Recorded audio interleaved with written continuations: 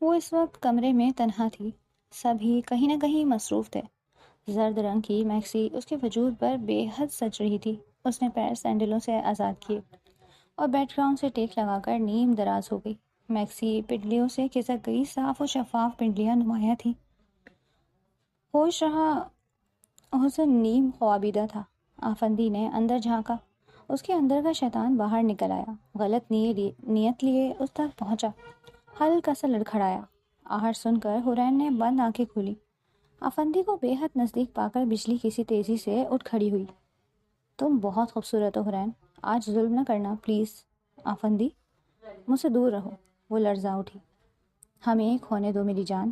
If, تمہارے یہ رسیلے ہونٹ، یہ دودھ دیا شفاف بدن مجھے پاگل کر دیں گے۔ وہ ایک قدم بڑھا کے آگے آیا۔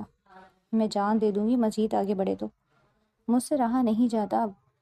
وہ کڑیل توانا مرد، حرین کو اندازہ ہوا وہ اسے روک نہیں پائے گی۔ اس نے دوسری رائے اختیار کی۔ دیکھو حرین، ڈرو نہیں، میں نے سب کی چھٹی کر دی ہے، یہاں پر کوئی نہیں ہے، سب چلے گئے ہیں۔ وہ مسکرایا۔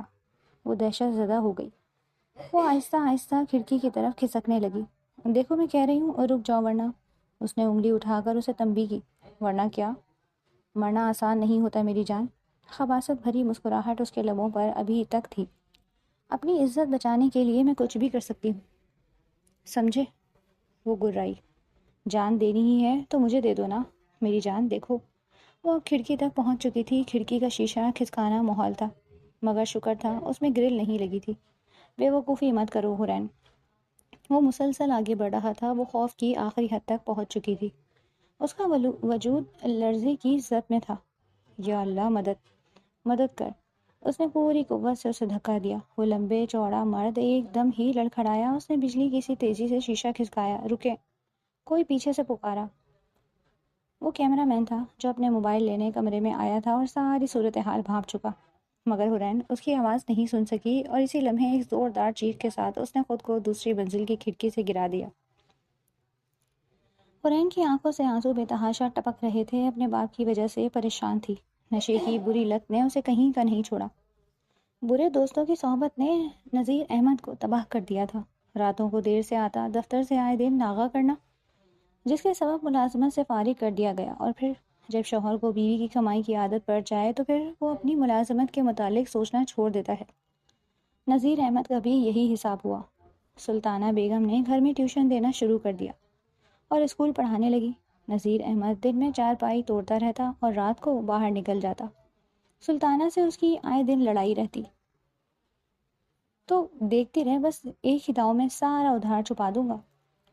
جوئے میں آج تک کسی کو بنتے نہیں دیکھا، یہ گھر پھونک ڈالتا ہے، چھوڑ اس کو، کوئی کام ڈھونڈ، بیٹی کی شادی کرنی ہے۔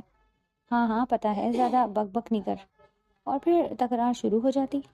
آج بھی تکرار ہوئی تھی، لہٰذا وہ غائب تھا۔ آدھی رات کو دروازہ پیٹا جا رہا تھا۔ اماں، ابا آ گئے۔ وہ ایک ہی جست میں چارپائی سے کودی۔ لیٹی رہے، میں بولتی ہوں۔ سلطانہ اٹھ کر دروازے کی طرف گئی۔ کہاں مر گئی تھی؟ ٹھاٹھ سے پڑی، سوتی رہتی ہے۔ کتنے برے ہیں ابا، حرین دلی دل میں کہنے لگی۔ بیٹی جوان ہے، اب تو سدھر جاؤ۔ اچھا دماغ نہ کھا۔ ہتھیڑ عمر، ملگجے سے کپڑے، کچڑی بال، چال میں لڑکھڑاہٹ، اس کی حالت عجیب ہو رہی تھی۔ کہاں نصیب پھوٹے، اس مرد کو ذرا احساس نہیں۔ سلطانہ کڑ کر رہ گئی۔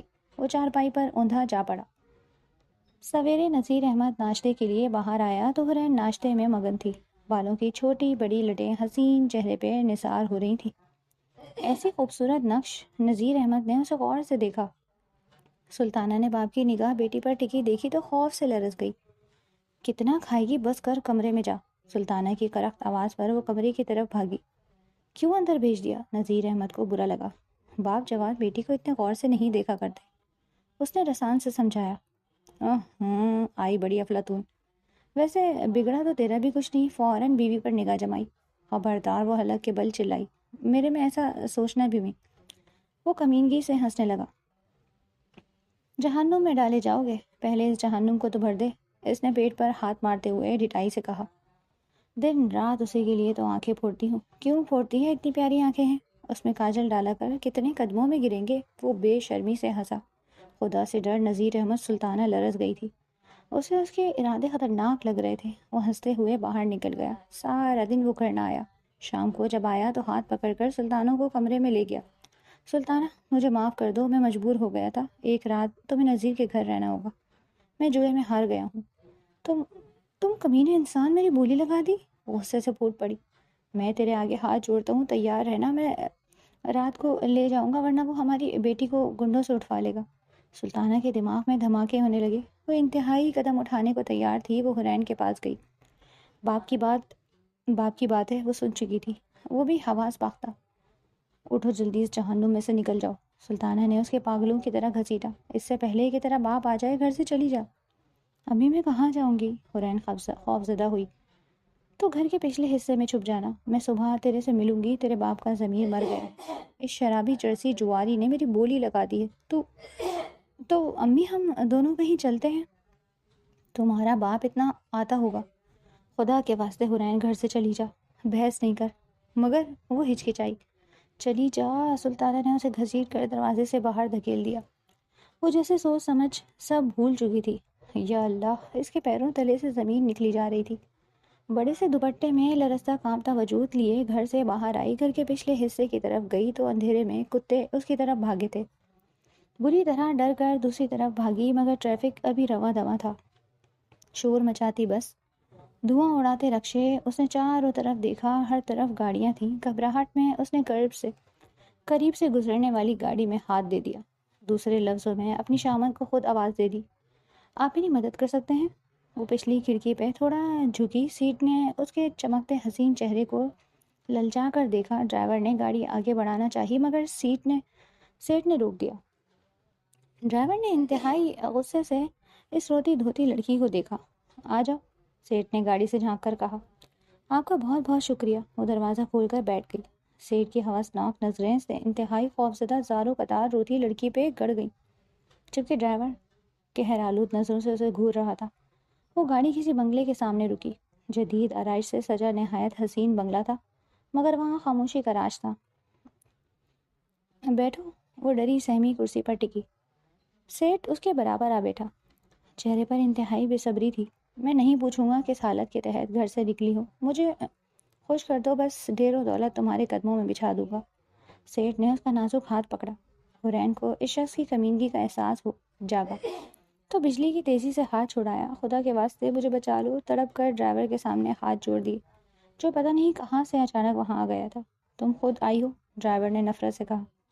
سیٹ کھڑا ہو گیا، اسے نظر انداز کر کے اپنے سیٹ کے حکم کا منتظر ہوا۔ اللہ کے واسطے، سیٹ کے مزید کچھ بولنے سے پہلے وہ ڈرائیور کے قریب آئی۔ پلیز مجھے یہاں سے نکالو، تمہیں اپنی ماں کا واسطہ، پلیز مجھے یہاں سے نکالو۔ وہ کچھ اس انداز سے گڑ گڑائی کہ وہ چونک اٹھا۔ سیٹ نے اٹھ کر حرین کو اپنی جانب گھسیٹا۔ اسی پل بغیر سوچے سمجھے بالاش نے سیٹ کو ایک جھانپڑ رسید کر دیا۔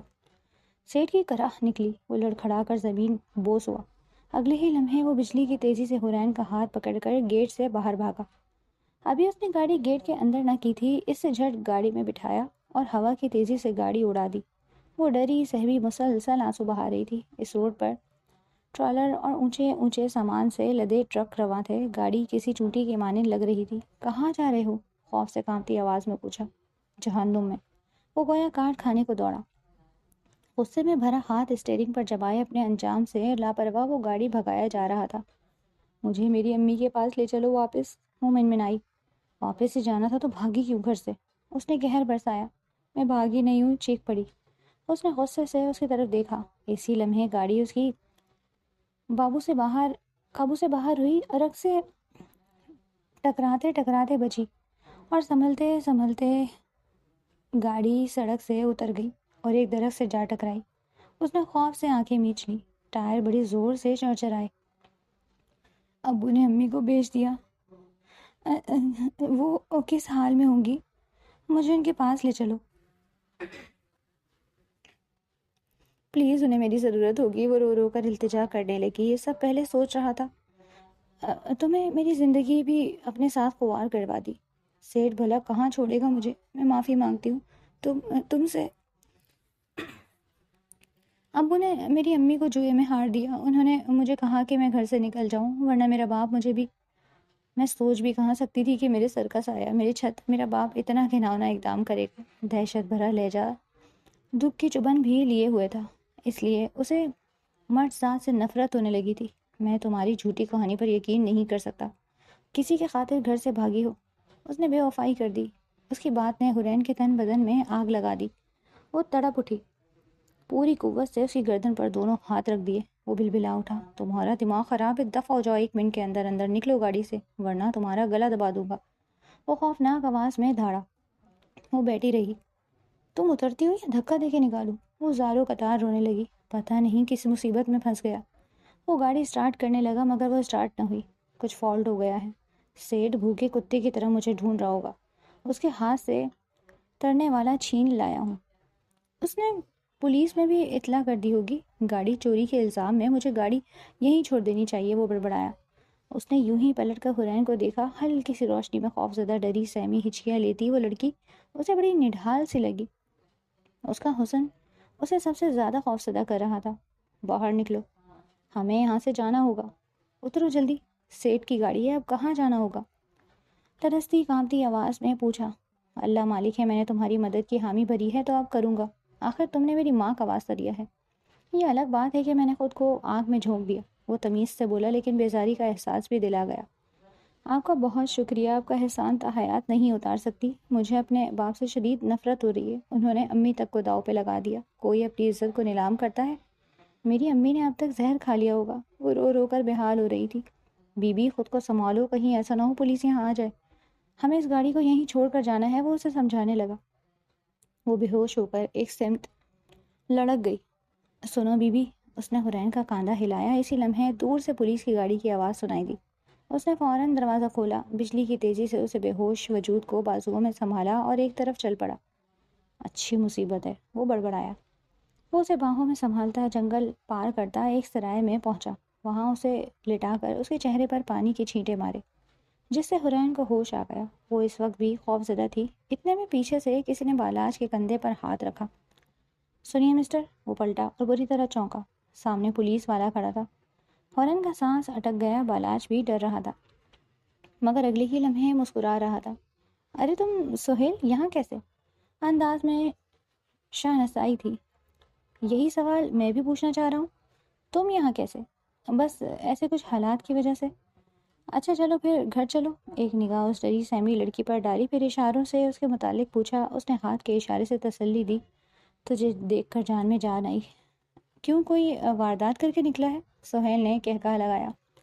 پولیس والا ہے، تفتیشی طریقہ ہی اپنائے گا۔ اس کے سامنے بھی ہنس کر بات اڑائی۔ دونوں اس کی جیپ میں سوار ہوئے۔ اب اسے تحفظ کا احساس ہو رہا تھا، پھر بھی بے حد پریشان تھی۔ دل گھر میں اٹکا تھا، ماں جانے کس حال میں ہوگی۔ چھوٹے سے کوارٹر کے قریب جیپ روکی، ہارن کی آواز پر دروازہ کھلا۔ ارے انہیں کہاں سے پکڑ لائے؟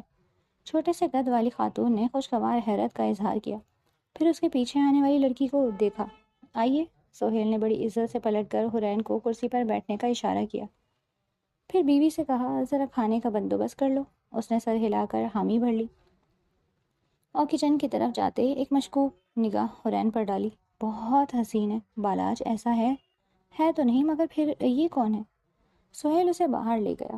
تب مختصراً بالاج نے حرین کے بارے میں اور اپنے اقدام کے متعلق بتایا۔ وہ اندر آئی تو وہ دبی دبی ہچکیوں سے رو رہی تھی۔ آپ بے فکر ہو جائیں، یہاں کوئی خطرہ نہیں، اپنا نام بتائیے، کچھ حالات وغیرہ بتائیں۔ مجھے بے حد شرم آ رہی ہے اپنے بارے میں بتاتے ہوئے۔ وہ ہچکچائی مگر پھر اس کے زور دینے پر ہمت کر کے اپنی داستان غم سنا دی۔ اسی اثنا میں اس کی بیوی کھانا لے آئی۔ بی بی آپ بے فکر ہو جائیں، مجھے اپنے گھر کا ایڈریس بتائیں، میں سب کچھ معلوم کر لوں گا۔ یہ تو محفوظ ہو گئی، میرا کیا ہوگا بالاج؟ بالاج کو فوراً اپنی فکر نے آ گھیرا۔ تمہارے سیٹ کو تو میں 2 جھاپڑ اور ماروں گی، فی الوقت ڈٹ کر کھانا کھاؤ اور آرام سے سو جاؤ، صبح میں پتہ کرتا ہوں۔ میری امی کا پتہ نہیں کیا حال ہوگا، وہ تڑپ رہی تھی۔ اللہ سے اچھی امید رکھیں، سب بہتر ہوگا۔ اس سے تسلی چھوٹی لگی تھی، لیکن وہ رات بھر بے چین رہی۔ اسے شام تک بڑی بے چینی تھی، سہیل کا انتظار تھا۔ کچھ معلوم ہوا؟ اسے فکر مند سا دیکھ کر وہ گھبرا گئی۔ فی الحال آپ کا گھر نہیں ڈھونڈ سکا، وہ اسے نظر چرا گیا، بہانے سے بالاج کو باہر لے گیا۔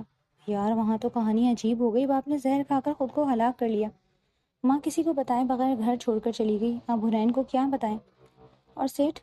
اسے اپنی پڑی تھی، اس نے تو میں نے خود دیکھا ہے، بھلا چنگا گاڑی میں بیٹھا سگار پی رہا تھا۔ میں تو مارا گیا؟ وہ بے حد پریشان ہو گیا۔ کیا خبر قدرت نے کیا سوچا ہے، کسی بے سہاری کی مدد کی اس کا اجر ملے گا۔ خاک ملے گا؟ اجر کے چکر میں ملازمت بھی گئی، گھر سے نکلنے سے پہلے سوچ تو لیتی۔ اسے حرین پر نئے سرے سے غصہ آیا۔ دونوں اخبارات کا جائزہ لے رہے تھے۔ سیٹھ نے کسی بھی اخبار میں کوئی خبر نہیں چھوڑی تھی۔ اس نے شکر کا کلمہ پڑھا۔ جا کر معافی مانگ لو، سہیل نے مشورہ دیا۔ چل، اتنا بغیرت نہیں ہوں، ملازمت گئی تو گئی، اب دیکھو قسمت کیا کرتی ہے۔ اچھا، حرین کا کیا کرنا ہے؟ کوئی جان پہچان ہے جہاں اسے چھوڑا جائے؟ سہیل ابھی تک اسی بارے میں سوچ رہا تھا۔ ایک آدھ دن کی بات ہوتی تو سمجھ آتا، یہ پوری زندگی کا معاملہ ہے، پوری زندگی۔ ویسے یہ خوبصورت بہت ہے، یہی تو مصیبت ہے، اس کا حسن بالاج کا مصیبت لگ رہا تھا۔ اب اس کی عزت بچانی ہے تو کسی ایسی جگہ تو پہنچا دیں کہ باعزت رہیں۔ کہاں پہنچا دیں؟ اس نے بیزاری اختیار کی۔ میں کرتا ہوں کچھ۔ سہیل کو اس لڑکی پر ترس آ رہا تھا، سہمی سہمی خاموش سی۔ وہ حرین کے لیے کام تلاش کر رہا تھا کہ اسے اچانک یاد آیا، مسز نیلوفر ذیشان خانزادہ کو اپنی سانس کی نگہداشت کے لیے کسی خاتون کی ضرورت ہے۔ مجھے ابھی لے چلیے، وہ بےتابی سے بولی۔ وہاں کسی کو اپنی کہانی سنانے کی ضرورت نہیں، بالاج نے سمجھایا۔ اس نے سر ہلایا۔ فیملی اچھی ہے، وہاں کوئی پریشانی نہیں ہوگی۔ سہیل نے ہمت بندھائی۔ سہیل اسی شام اسے وہاں لے گیا۔ مسز خانزادہ کا گھر کافی شاندار تھا۔ مسز خانزادہ نے اس کا تفصیلی جائزہ لیا۔ آپ کی جان پہچان والی ہیں تو پھر بہتر ہی ہوگی، مگر غضب کی حسین ہے۔ جواباً سہیل خاموش رہا۔ اس بات پر کیا کہا جا سکتا ہے؟ نیلوفر گوری رنگت کی دبلی پتلی تراشیدہ بالوں والی خاتون تھی۔ وہ مل اونر کی بیٹی تھی، مگر غرور نام کا نہ تھا۔ میاں سرکاری عہدیدار تھا۔ وہ خود بھی کئی رفاہی ادارے چلا رہی تھی۔ میری سانس کو شکایت کا موقع نہیں دینا، وہ اسے اپنی سانس کے کمرے میں لے آئی۔ نیلوفر کی ہدایت پر اس نے دھیمے سے سر ہلایا۔ تنخواہ اچھی خاصی تھی، وہ حیرت زدہ رہ گئی۔ اس نے اتنے سارے پیسے کہاں ایک ساتھ دیکھے تھے؟ اماں دیکھیے کتنی پیاری لڑکی ہے، یہ آپ کے ساتھ رہے گی۔ اماں نے اسے ناگواری سے دیکھا۔ اچھی لڑکی ہے، آپ کی دیکھ بھال کرے گی۔ انہوں نے پھر اسے گھورا۔ میں پوری کوشش کروں گی کہ آپ کو شکایت کا موقع نہ دوں۔ اس نے پہلی بار گفتگو میں حصہ لیا۔ کیا نام ہے تمہارا؟ حرین۔ اماں کی عادت کو سمجھ لو گی تو آسانی ہو جائے گی۔ وہ سر ہلا کر ہدایت سن رہی تھی۔ دل اپنی ماں میں اٹکا تھا، دنیا میں رہی کہ نہیں، کیسی مجبوری ہے، کس سے معلوم کروں۔ اماں یہ تنہا ہے، ماں باپ نہیں ہے اس کے۔ اماں کو پتہ نہیں حرین کیوں اچھی نہیں لگ رہی تھی، وہ اسے مسلسل ناگواری سے گھور رہی تھی۔ تم پہلے یہ کرو، سب سے پہلے نہا کر کپڑے بدل لو۔ انہوں نے حرین کو اپنی سانس کی گھورتی نگاہ سے بچایا اور ساتھ ہی کاٹن کا ایک سوٹ اسے پکڑا دیا۔ اپنے آپ کو ذرا ڈھانپ کر رکھنا، تھوڑی سی ہدایت کی۔ اماں کو ایڈجسٹ کرنے میں تھوڑا وقت لگے گا، مگر تم پریشان نہ ہو، نیلوفر نے اسے تسلی دی۔ نیلوفر آج کل زیادہ مصروف ہو گئی تھی، این جی او کے تحت بے سہارا خواتین کے لیے رہائش کا انتظام اور ان کو ہنر سکھا رہی تھی۔ حرین بھی بے سہارا تھی، مگر اسے اپنے گھر پر رکھ کر وہ اس طرف سے مطمئن ہو گئی تھی کہ اسے سہارا مل چکا ہے۔ حرین بھی بہت مطمئن تھی، خدا کا شکر ادا کرتی تھی، مگر ماں کا خیال بھی ہر وقت رہتا۔ نیلوفر کا گھر بھی دور دراز تھا، ورنہ وہ لازمی ایک بار جا کے پتہ کرتی۔ وہ اپنے بال بنا رہی تھی اور سوچ رہی تھی ماں کتنی پیار سے اس کے بال سنوارتی تھی۔ ماشاء اللہ کہہ کر چوم لیتی، وہ سوچوں میں گم تھی۔ نیچے سے آواز آئی، حرین ذرا نیچے آنا۔ نیلوفر نے اسے پکارا۔ وہ بہت جلدی میں تھی، وہ کینچر بالوں میں اٹکا کر تیزی سے باہر لپکی۔ پلیز ذرا یہ اٹھا لو۔ باہر گاڑی تک پہنچانا ہے، تھیلا کافی وزنی تھا جسے اٹھانے میں اسے کافی دشواری ہو رہی تھی۔ لینڈ کروزر کھڑی تھی، چند مرد اور خواتین بھی موجود تھے۔ اس نے کسی کی جانب نہیں دیکھا۔ ہائے کیسے غضب کے بال ہیں، کتنی بیوٹیفل ہے۔ اسے دیکھتے ہی بلی چلی آوازیں آئیں۔ ایسے ہی بے تکلفانہ تبصرہ سن کر بری طرح گھبرا گئی، اور گھبراہٹ میں سیڑھیوں پر توازن برقرار نہ رکھ پائی اور تھیلے سمیت نیچے فرش پر جا پڑی۔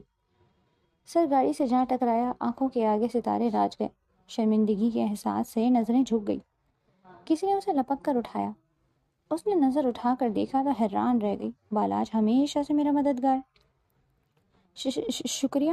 اسے دیکھ کر وہ بھوکلا گئی۔ پریشانی پر گومر سا ابھر آیا تھا۔ چوٹ تو نہیں آئی؟ گردن پہ کیمرہ ڈالیں۔ ایک شخص اس سے بڑی دلچسپی سے دیکھ رہا تھا۔ مسٹر ذیشان، ایک تصویر لے سکتا ہوں ان کی؟ اس میں نیلوفر کی طرف اجازت طلب نظروں سے دیکھا، پھر اس کا جائزہ لیا۔ وہ فیروزی رنگ کا ہلکی کڑائی والا سوٹ پہنے ہوئے تھی جو نیلوفر کی طرف سے دیا گیا تھا۔ بالوں میں سرخ کنگھی پھنسی تھی۔ ضرور، لو بھائی، نیلوفر نے فراغ دلی سے اجازت دی۔ اس سے پوچھا ہی نہیں، اس کی 2-3 تصویریں لے لی۔ بالاش نے انتہائی ناگواری سے تصویر کھینچنے والے اور تصویر کھنچوانے والی کو دیکھا۔ کیوں؟ وہ بھی نہ سمجھ سکا۔ وہ تیزی سے اندر چلی گئی۔ یہ اتنی خوبصورت لڑکی کون ہے؟ اماں کی دیکھ بھال کے لیے رکھا ہے؟ شرم کرو، اتنی خوبصورت لڑکی سے سانس سے کام کرواؤ گی؟ مسز حامد حیران تھی۔ ضرورت مند ہے۔ بالاش نے اسٹیئرنگ کو مضبوطی سے تھام رکھا تھا۔ حرین، اس لڑکی کی وجہ سے اسے اپنے سنہری مستقبل سے ہاتھ دھونا پڑا، ورنہ اس وقت امریکہ میں ہوتا۔ ادھر وہ یہ سوچ رہا تھا اور ادھر وہ دوا گو تھی، اللہ اسے کسی پریشانی میں مبتلا نہ کرے۔ حرین، ذرا ڈرائنگ روم میں آنا، نیلوفر کی پکار سنائی دی۔ وہ اماں کی چوٹی باندھ کر فارغ ہوئی تھی۔ شاندار ڈرائنگ روم میں 2 صاحب بیٹھے تھے، ان میں ایک وہ بھی تھا جس نے اس دن حرین کی تصویر کھینچی۔ وہ ٹھٹک گئی۔ یہ جنید آفندی ہے، مشہور ایڈورٹائزنگ کمپنی کے مالک، تمہیں ایڈ کے لیے منتخب کیا ہے۔ نیلوفر نے تعارف کے ساتھ اطلاع دی، فوٹو چیک فیس ہے تمہارا۔ تعریفیں نظریں اس پر ڈالنے کے بعد نیلوفر کی طرف متوجہ ہوئے۔ مسز ذیشان، آپ نے مجھے بہت حسین چہرے دیے، مگر یہ تو کمال ہو گیا۔ جنید آفندی نے ستائش بھرے جملے بولے اور پھر گہری سے اس کا جائزہ لیا۔ مجھے یہ کام نہیں کرنا۔ وہ گھبرا گئی۔ آفندی کی نگاہیں یوں محسوس ہو رہی تھی جیسے جسم کے آر پار دیکھ رہا ہو۔ وہ اس وقت گلابی جدید تراش کا لباس پہنے ہوئے تھی، اس کا گلا کھلا تھا۔ نیلوفر نے فراغ دلی سے اپنے کئی جوڑوں سے بخش دیے تھے۔ جنید کے اس طرح دیکھنے پر اس نے دوپٹہ لپیٹ کر اوڑھ لیا۔ شہرت خود چل کر تمہارے پاس آئی ہے، بے وقوف، کہاں سے کہاں جا پہنچو گی؟ نیلوفر کا اسے کچھ ناگوار گزرا۔ اچھی گھر کی لڑکیاں میرے توسط سے جاتی ہیں، والدین کو مجھ پر بھروسہ ہے، کوئی غلط کام نہیں ہوگا، بلکہ تمہاری حفاظت ہوگی۔ وہ اسے چمکا رہی تھی۔ معاشرے میں میری عزت ہے، تم معاہدے پر دستخط کر دو، کچھ باؤنڈ ہونا پڑے گا، جب تک میری اجازت نہیں ہوگی کسی اور کے لیے کام نہیں کر سکو گی۔ جنید آفندی نے فوراً کاروباری انداز اختیار کیا۔ اس کی فکر مت کرو جنید، حرین کے بجائے نیلوفر نے جواب دیا۔ لانے لے جانے کی ذمہ داری تو میری ہوگی، پک اینڈ ڈراپ تو میں بھی کر سکتا ہوں۔ جنید نے آفر کی۔ قریب ہی تو رہتا ہوں، بہت لکی ہو۔ نیلوفر ہنس دی۔ وہ حیران پریشان تھی، اسے جو رقم مل رہی تھی وہ تو خواب میں بھی نہ سوچی تھی۔ اس کا پہلا کمرشل ٹی وی پر چل پڑا۔ نیون سائن، بل بورڈ، رسالوں میں، اخباروں میں، سب جگہ دھوم مچ گئی۔ بالاش نے اخبار میں بڑا سا اشتہار دیکھا، اس کا جی چاہا سر پھوڑ لے اپنا، جھنجھلا کر اخبار پھاڑ ڈالا۔ مجھے فقیر بنا کر خود مزے اڑانے لگی، وہ تل ملا رہا تھا۔ وہ ٹی وی کے قریب پہنچا لگا رہی تھی۔ ٹی وی پر نظر پڑی تو چکرا کر رہ گئی۔ گھیرے بالوں کے ساتھ وہ حسین چہرہ پل بھر کے لیے اسکرین پر نمودار ہوا۔ شیمپو کا اشتہار تھا۔ حورین بمشکل اپنے سن ہوتے وجود کو سنبھالا۔ وہ دل تھا میں بے آواز رو رہی تھی۔ یا اللہ، پتہ نہیں کئی ہاتھوں میں بے نظیر احمد، اللہ تجھے کبھی نہ بخشے۔ جانے میری بچی جانے کن لوگوں سے مل گئی۔ وہ کلیجہ تھامے تڑپ تڑپ کر رو رہی تھی۔ میں نے اسے کھو دیا، شکر ہے زندہ ہے خداوند، اس کی عزت کو محفوظ رکھنا۔ سلطانہ نے بڑی ہمت کر کے خود کو اٹھایا۔ رہنے کو آسرا مل گیا تھا۔ بیگم صاحبہ کے بڑے بیٹے نے چینل بدل دیا۔ سلطانہ بے چین ہو گئی۔ بیٹا وہی اشتہار لگا دو، آج پہلی مرتبہ فرمائش کی۔ حرین کو دیکھنے کا جی چاہ رہا تھا۔ ایک لمحے بعد ہی ڈرامے میں وقفہ آ گیا۔ نئے ایڈ بار بار دکھائے جانے لگے۔ حرین ہی ہے وہ آنکھیں پھاڑ پھاڑ کر دیکھ رہی تھیں۔ اخبار میں بڑا سا اشتہار چھپا تھا، بیگم صاحبہ اخبار لے لوں؟ ان کا اشارہ پاتے ہی بےتابی سے اخبار کو سینے سے لگا لیا۔ حرین، میری حرین، میں تجھے یاد رہی کہ نہیں؟ اپنے ہاتھوں سے اپنی بچی گوا دی۔ وہ آہو بکا کرتی اور رب تعالیٰ سے اس سے ملنے کی دعا کرتی رہی۔ اسے کافی رقم ملی تھی۔ سب سے پہلے موبائل لیا، بچوں نے استعمال کرنا بھی سکھا دیا۔ کچھ نئے کپڑے بھی بنائے تھے اور گھر میں بھی سب کے لیے کچھ نہ کچھ خریدا تھا۔ ماں کا خیال آیا تو دل بھر آیا۔ وہ ان کا حال جاننے کے لیے بے قرار تھی۔ نیلوفر سے دبی دبی زبان سے اپنے گھر جانے کی خواہش کا اظہار کیا تھا، مگر وہ ٹال گئی۔ اس نے شاپنگ کے دوران اپنے لیے اسکارف اور عبایا خریدا۔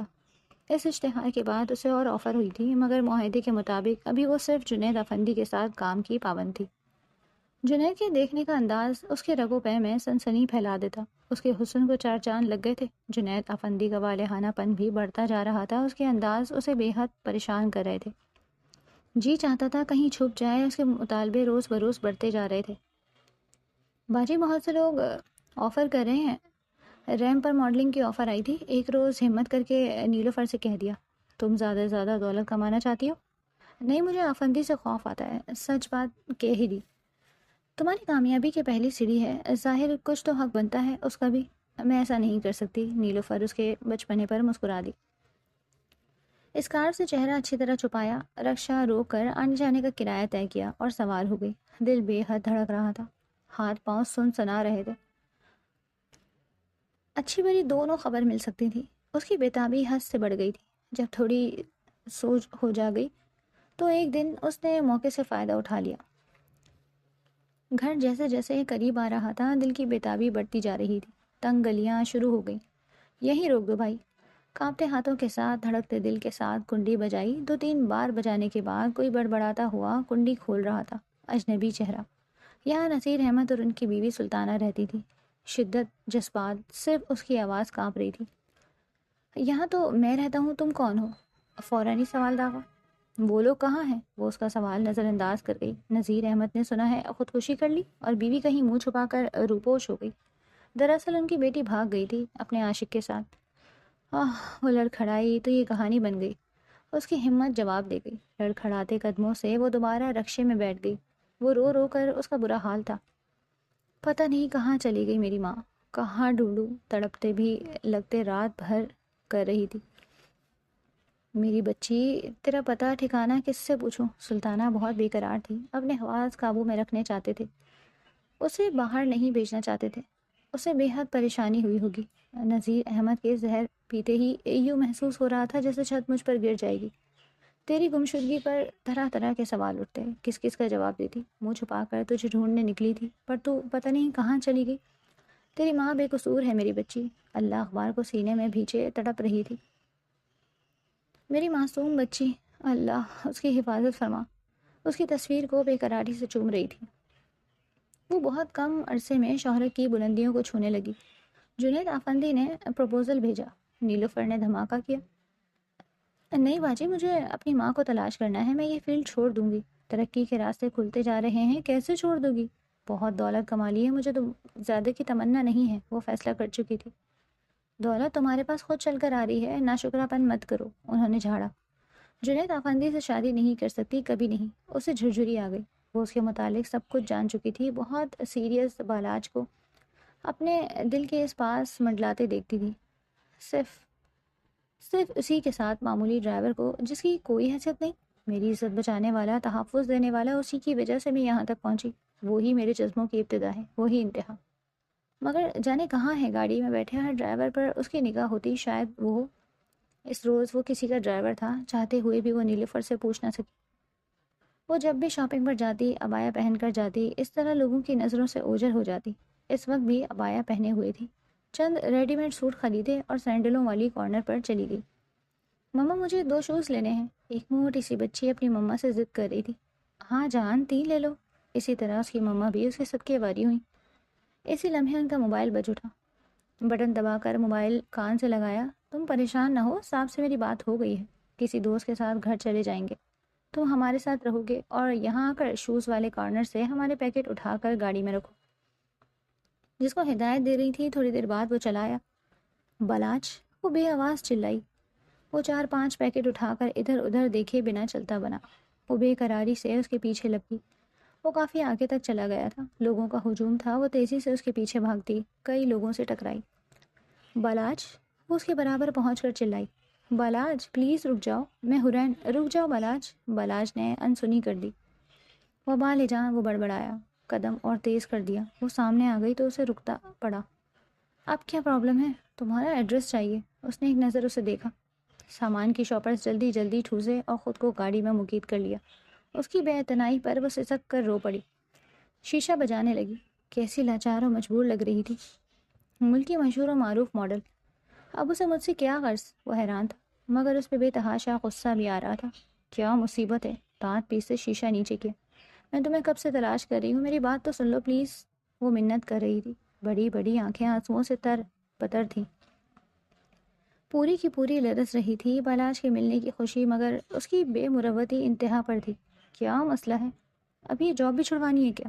مجھے تمہارا ایڈریس چاہیے، تم نے اتنے احسان کیے، اب تو مجھ پر ایک اور احسان کر دو، میرا پیچھا چھوڑ دو۔ ایسے مت کہو، تم میرے لیے بہت اہم ہو۔ محترمہ، میں ایک معمولی ڈرائیور ہوں، سرونٹ کوارٹر میں رہتا ہوں، آپ ہزاروں میں کھیلنے والی۔ وہ طنزیہ بولا۔ تب بھی تم میرے لیے بہت اہم ہو۔ ہاں، اس پر کوئی اثر نہیں ہوا۔ ایک سے ایک امیر مل جائے گا، بلکہ مل بھی گیا ہوگا۔ اور ایک کیا؟ بلاش، خدا کے واسطے، وہ تڑپ اٹھی۔ اس کے دونوں ہاتھ ابھی تک جڑے تھے۔ تماشا نہ بناؤ پلیز، لوگ دیکھ رہے ہیں، بیگم صاحبہ بھی آتی ہوں گی، تم جاؤ۔ اس نے اسٹیئرنگ پر ہاتھ رکھے۔ میری بات سن لو، میں مر جاؤں گی۔ تم مر جاؤ۔ وہ بے انتہا صفاق ہو رہا تھا، وہ سن ہو کر رہ گئی۔ اس نے سوچا بھی نہیں تھا کہ اتنا کٹھور ہو سکتا ہے۔ وہ آنسو پوچھتی پلٹ گئی۔ اسے مجھ سے کیا کام ہو سکتا ہے؟ ویو مرر سے اسے جاتے ہوئے دیکھا، وہ سسکتی رکشے میں بیٹھ رہی تھی۔ اس نے گاڑی نہیں خریدی۔ ہاں، ڈرائیور چاہیے ہوگا اسے۔ یعنی میں ڈرائیور کا ڈرائیور ہوں؟ اتنی تعلیم کے باوجود ڈھنگ کی ملازمت نہیں ملتی۔ وہ دل برداشتہ تھا۔ آخر کیوں مجھ سے ملنا چاہتی تھی؟ اس کی سوئی پھر وہیں اٹکی۔ کیا کروں، ملوں کہ نہ ملوں؟ وہ تذ غضب کا شکار ہوا۔ بالآخر اس کی سسکیاں، آنسوؤں میں تربتر آنکھیں اس کے دل کے آس پاس نرم گوشہ بناتی رہیں۔ اس نے اس سے ملنے کا فیصلہ کر لیا۔ وہ دونوں پارک کے ایک تنہا گوشے میں آ بیٹھے، مگر اس کے مزاج میں ایک تناؤ تھا۔ کیا کام ہے؟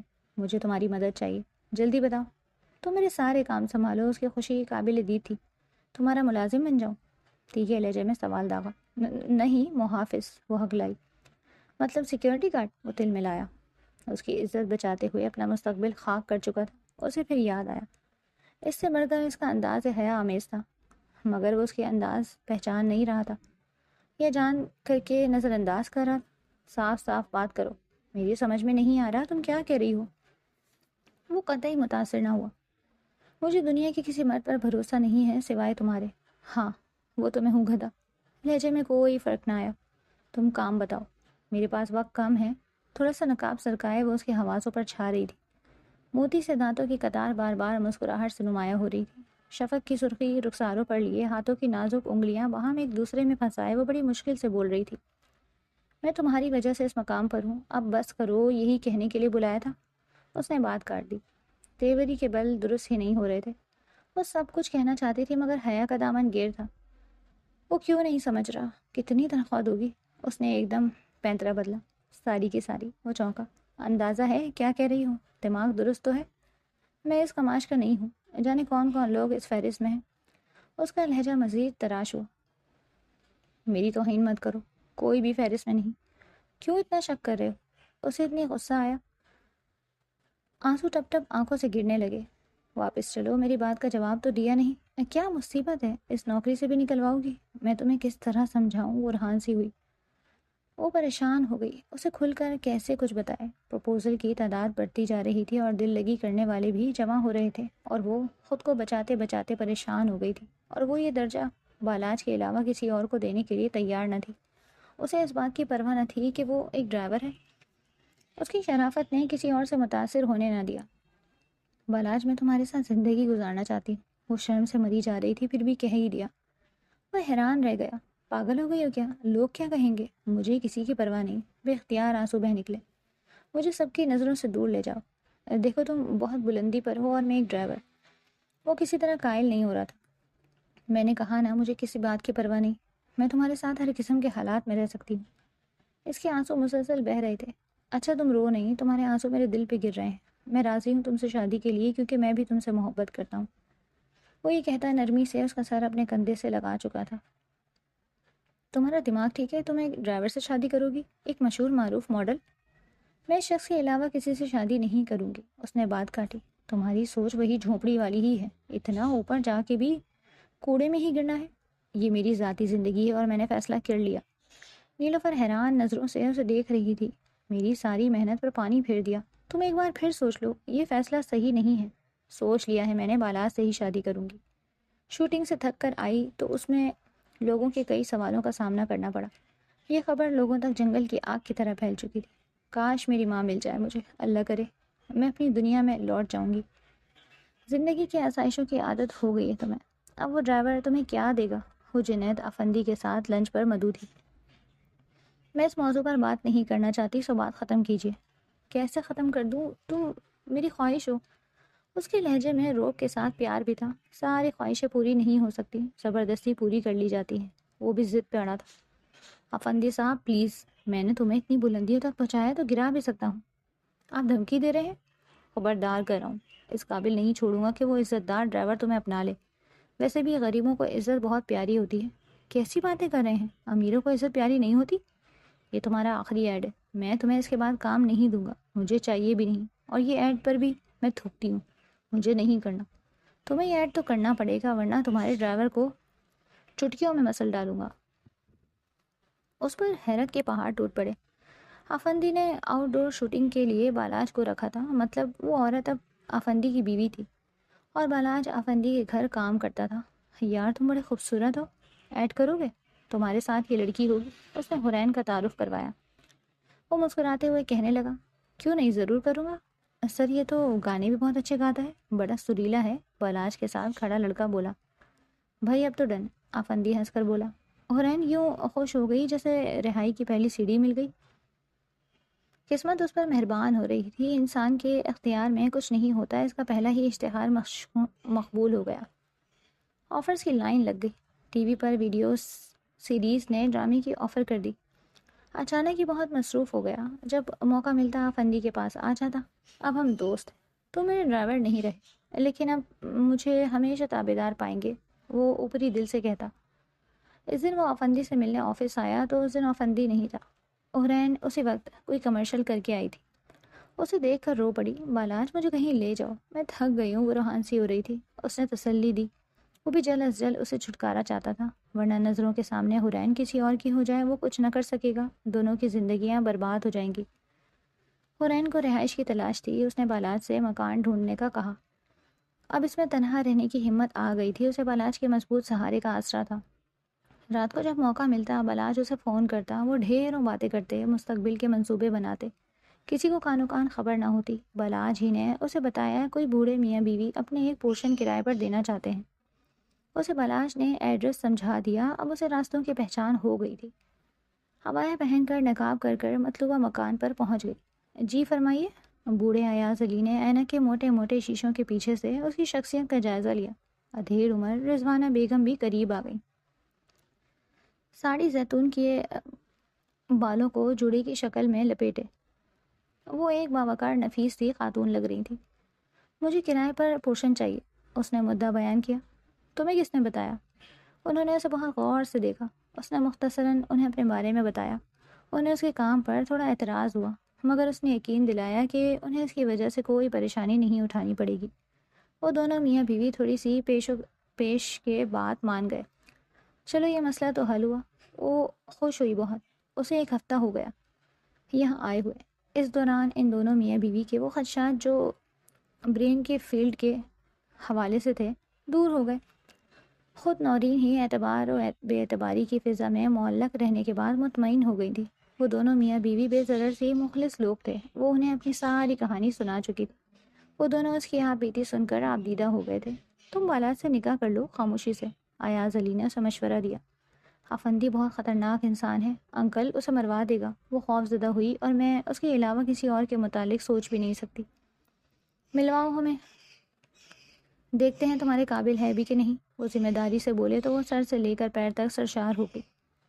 اس کا خوف ہی دور ہو گیا۔ وہ آج کل کچھ ڈراموں کی شوٹنگ میں مصروف ہے، اس نے بتایا، مگر میں اس سے کہتی ہوں وہ فوراً آپ سے ملنے آئے گا، پھر اس کے بعد تمہاری امی کو ڈھونڈنے کی کوشش کریں گے۔ رضوانہ بیگم نے اسے تسلی دی۔ اسی کے گھر شوٹ تھا، ابھی کچھ کام باقی تھا۔ حرین کا تھکن سے برا حال تھا، وہ آرام کی غرض سے دوسری منزل پر ایک الگ تھلگ کمرے میں آ گئی۔ وہ اس وقت کمرے میں تنہا تھی، سبھی کہیں نہ کہیں مصروف تھے۔ زرد رنگ کی میکسی اس کے وجود پر بے حد سج رہی تھی۔ اس نے پیر سینڈلوں سے آزاد کیے اور بیڈ گراؤنڈ سے ٹیک لگا کر نیم دراز ہو گئی۔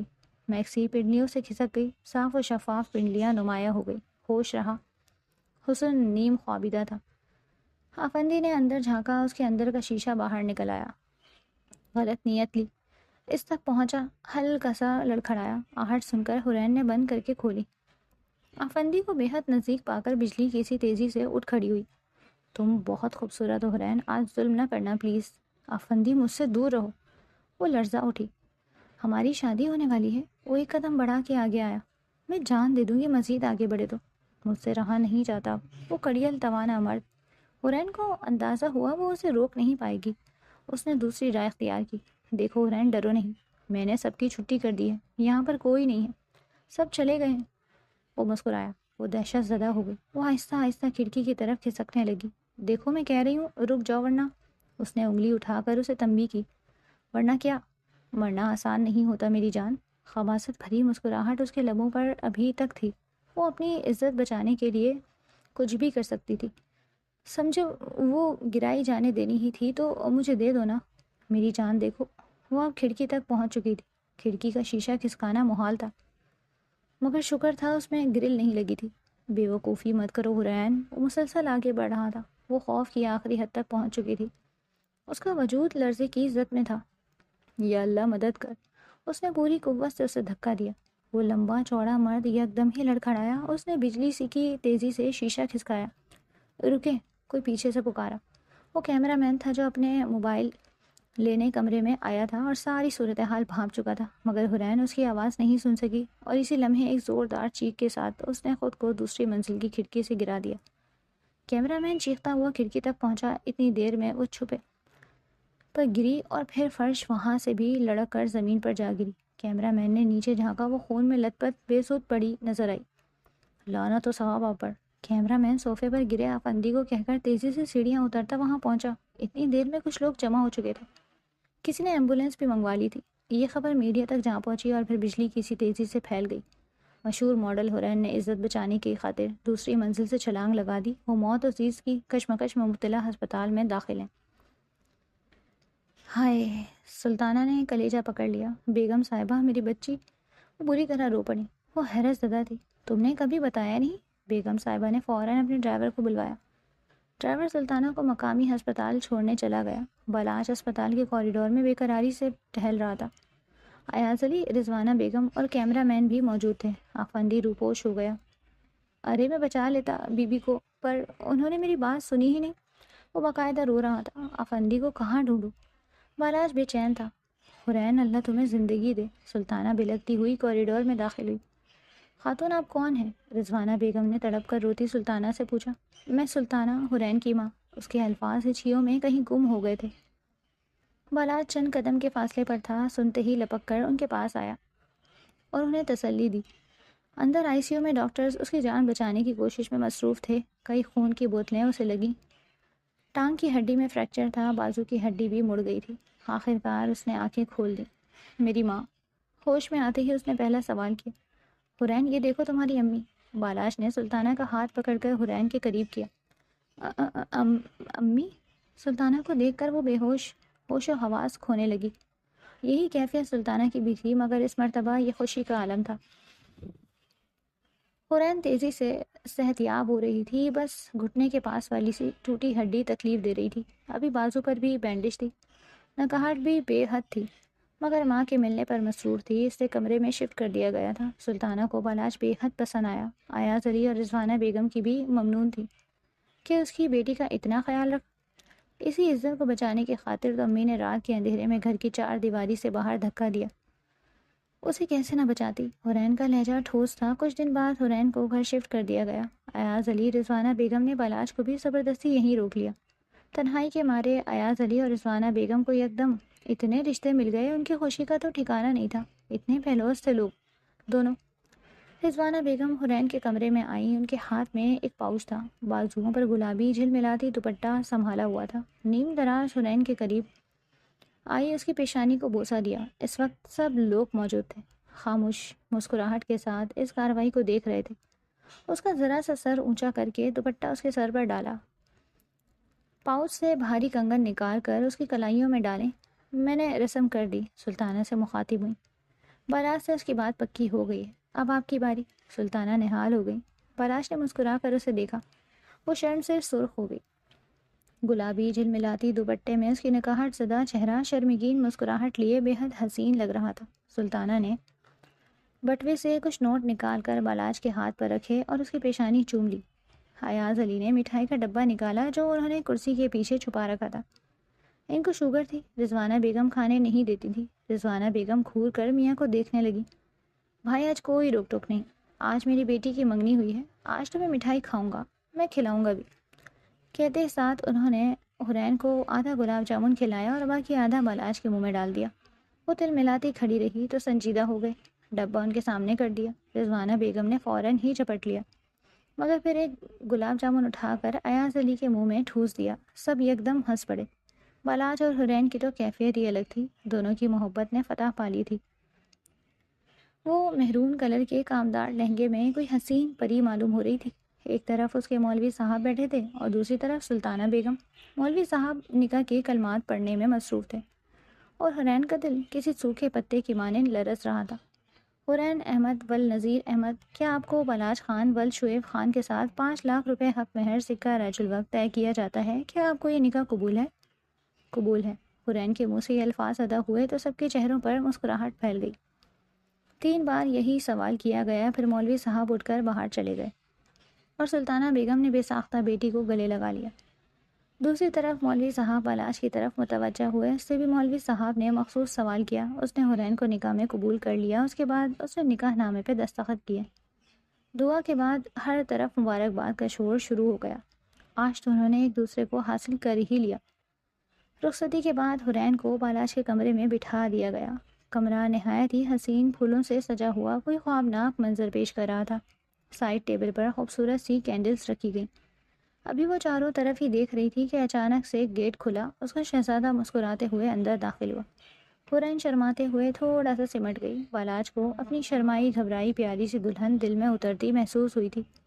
اس کے پاس آتا اس کے ہاتھوں کو تھام گیا۔ آخر میری جان، ہم ایک دوسرے کے ہو ہی گئے۔ وہ اس کے ہاتھوں کو باری باری چومتا اسے کہنے لگا۔ حرین کو دل چاہا کہ وہ اس کے گلے لگ جائے۔ اچھا رکو، تمہاری منہ دکھائی تو دے دوں، ویسے تم بہت پیاری لگ رہی ہو۔ وہ یہ کہتا اس کے ہاتھ میں ایک ریڈ کلر کی ویلوٹ کی ڈبی پکڑا گیا۔ حرین نے مسکراتے ہوئے ڈبی کھولی، جس میں ایک نہایت خوبصورت بریسلیٹ تھا، گولڈ اور ڈائمنڈ سے بنا ہوا۔ بریسلیٹ بہت خوبصورت لگ رہا تھا۔ بالاج بریسلیٹ نکالتا اس کی نازک کلائی میں پہنا گیا۔ ڈارلنگ، آج تو ہماری سہاگرات ہے۔ آج میں چاہتا ہوں تو مجھے خود کو سونپ دو اور میں تمہیں اپنے آپ کو۔ وہ یہ کہتا اس کی نت اتار گیا۔ تم کہو تو ان لبوں پر اپنی محبت کی چھاپ چھوڑ دوں، اجازت ہے؟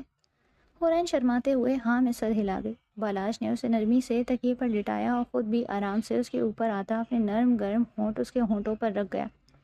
وہ بالاج کے سینے پہ نوچتی اس کی شدت میں اس کا ساتھ دینے لگی۔ بالاج اس کی اس حرکت پر جی جان سے مسکرایا۔ ساری رات بالاج اس پر محبت لٹاتا رہا۔ چاند بھی ان کے ملن پر مسکرایا تھا۔